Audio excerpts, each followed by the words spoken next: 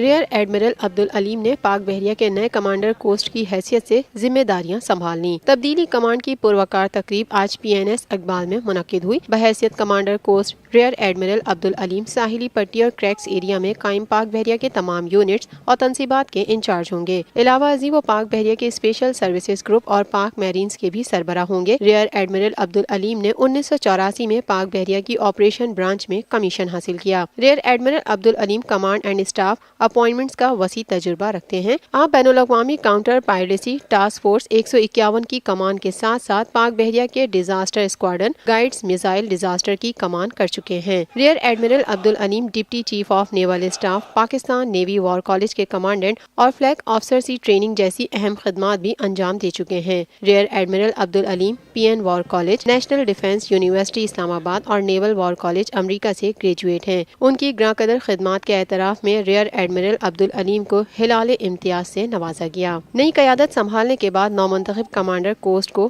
Guard of honour پیش کیا گیا اور زیر انتظام یونٹس کے کمانڈنگ افسروں سے ان کا تعارف کرایا گیا۔ تقریب میں پاک بحریہ کے افسروں اور جوانوں کی ایک بڑی تعداد نے شرکت کی۔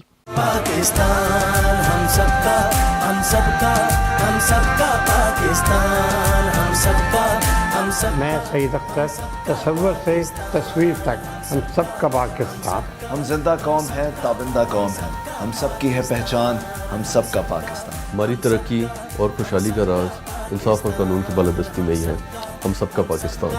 ہم سب کا پاکستان۔